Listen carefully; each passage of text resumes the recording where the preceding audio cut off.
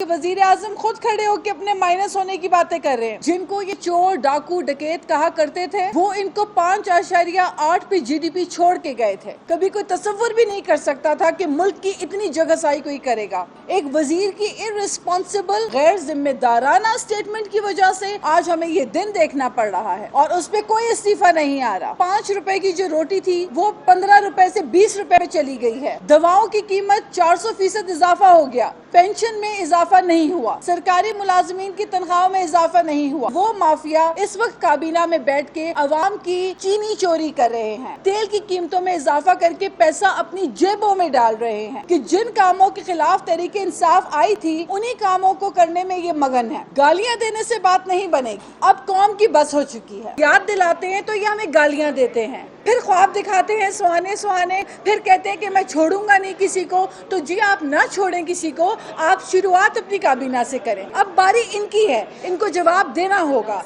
पहली बार ऐसा हुआ है कि वजीर आजम खुद खड़े होकर अपने माइनस होने की बातें कर रहे हैं। माइनस की बातें करने तक इन्होंने अपने आप को खुद पहुंचाया और उसकी जिम्मेदारी इनकी परफॉर्मेंस पे है। 22 महीनों के अंदर इनकी जो परफॉर्मेंस है, इनकी जो कारकर्दगी है वो निल बटा निल रही है। आप हर इंडिकेटर उठा के देख लें। जिनको ये चोर डाकू डकैत कहा करते थे वो इनको 5.8 पे जीडीपी छोड़ के गए थे। तो होना ये चाहिए था कि ये कहते थे हुक्मरान ईमानदार हो तो रेवेन्यू कलेक्शन बढ़ता है, लेकिन आपने देखा कि रेवेन्यू शॉर्टफॉल भी हुआ। 5.8 पे मिली हुई जीडीपी 22 महीनों के अंदर अंदर -0.5 पे जा खड़ी हो चुकी है। इसकी जिम्मेदारी आज ये क्यों नहीं लेते? पीआईए की बात हुई तो पीआईए को जितना नुकसान इस हुकूमत ने 22 माह में दिया है, 70 सालों में आज तक कभी कोई तसव्वुर भी नहीं कर सकता था कि मुल्क की इतनी जगहसाई कोई करेगा। आज पूरे यूरोप में बल्कि दुनिया भर में जहाँ जहाँ पीआईए की एयरलाइंस परवाज करती थी सब सोचने पे मजबूर हो गए हैं, क्योंकि हमने अपने मुल्क की एयरलाइन को एक नेशनल कैरियर की जो बदनामी की है, इंटेरोगेशन के ख़त्म होने से पहले in the middle of interrogation एक वजीर की इर्रिस्पॉन्सिबल गैर जिम्मेदाराना स्टेटमेंट की वजह से आज हमें ये दिन देखना पड़ रहा है और उस पर कोई इस्तीफा नहीं आ रहा। इसी तरह इससे पहले भी आपके सामने मिसाल है, 70 लोग रेलवे हादसे में झुलस गए। कोई इंक्वायरी की हमने नहीं देखी पेशरफ्त होते हुए, ना कोई इस्तीफा हमने देखा सामने आते हुए। फिर मईशत की हम बात करते हैं तो अवाम के लिए 5 रुपए की जो रोटी थी वो 15 रुपए से 20 रुपए में चली गई है। दवाओं की कीमत 400% इजाफा हो गया। पेंशन में इजाफा नहीं हुआ। सरकारी मुलाजमीन की तनख्वाहों में इजाफा नहीं हुआ। तो आप मुझे बताइए कि अवाम अगर अपना पेट भरती है तो बिजली का बिल नहीं भर सकती, बिजली के बिल भरे तो पेट नहीं भर सकती। इसकी वजह यह है कि आज काबीना में बैठे हुए वो जो माफिया हैं, जो काबीना का हिस्सा हैं, वो जो अशराफिया हैं जिनके खिलाफ तहरीक इंसाफ की जंग होनी थी, वो अशराफिया और वो माफिया इस वक्त काबीना में बैठ के अवाम की चीनी चोरी कर रहे हैं। वो माफिया और वो अशराफिया काबीना में बैठे हुए तेल की कीमतों में इजाफा करके पैसा अपनी जेबों में डाल रहे हैं। और ये हुकूमत ये भी भूल रही है कि गुज़िश्ता अदवार में जब 1 रुपए पेट्रोल की कीमत बढ़ती थी तो ये कहते थे अरबों रुपए का फायदा होता है। करेंसी डिवैल्यूएशन होती है तो अरबों रुपए का फायदा होता है और अवाम के पैसे इनकी जेबों में हुक्मरानों के जाते हैं। आज क्या वजह है कि जिन कामों के खिलाफ तहरीक इंसाफ आई थी उन्हीं कामों को करने में ये मगन है। गालियां देने से बात नहीं बनेगी। अब मामला बहुत आगे बढ़ चुका है। अब कौम की बस हो चुकी है। अब अवाम इससे ज्यादा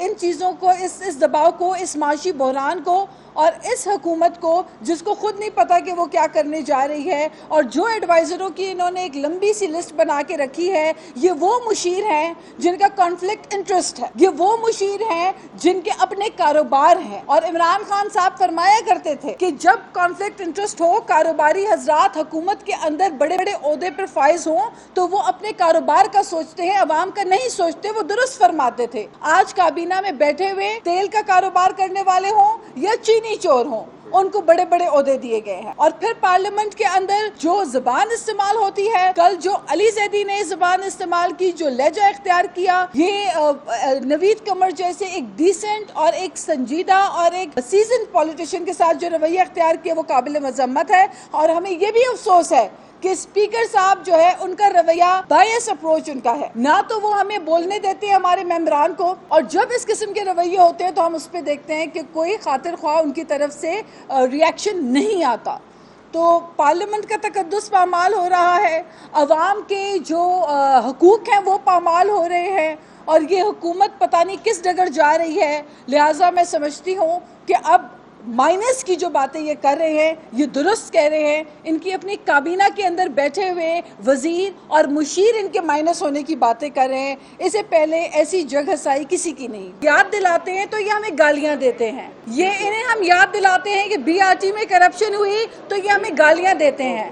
ہم انہیں یہ کہتے ہیں کہ 5 کی روٹی 15 کی ہو گئی تو یہ ہمیں گالیاں دیتے ہیں۔ ہم ان سے ان کی کارکردگی پوچھتے ہیں تو یہ ہمیں گالیاں دیتے ہیں۔ ہم ان سے پوچھتے ہیں دواؤں کی قیمتوں میں 400% اضافہ ہوا، کون سے وزیر کو آپ نے برطرف تو کر دیا لیکن ان کو پارٹی کا جنرل سیکرٹری کیوں لگائے، تو یہ ہمیں گالیاں دیتے ہیں۔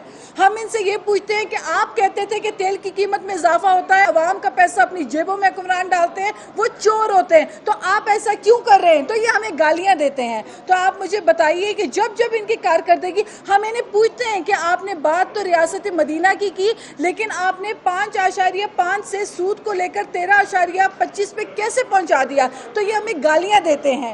تو بات یہ ہے کہ پھر خواب دکھاتے ہیں سہانے، پھر کہتے ہیں کہ میں چھوڑوں گا نہیں کسی کو، تو جی آپ نہ چھوڑیں کسی کو، آپ شروعات اپنی کابینہ سے کریں۔ آپ کی کابینہ میں بیٹھے ہوئے جو چینی چور، جو تیل مافیا ہے اس سے پہلے شروع کریں، جو دواؤں پہ لوٹ مار کر کے گئے ان سے پہلے شروع کریں، جو عوام کی جیبوں سے اتنا پیسہ نکال رہے ہیں ان سے پہلے شروعات کریں۔ ہم تو بھگت رہے ہیں، پیپلز پارٹی نے تو عامروں کو بھی بھگتا ہے، پیپلز پارٹی نے بدترین مخالفت بھگتی ہے، ہم نے جیلیں بھی دیکھی ہیں، ہمارے کارکنوں نے کوڑے بھی کھائے ہیں۔ اب باری ان کی ہے، ان کو جواب دینا ہوگا۔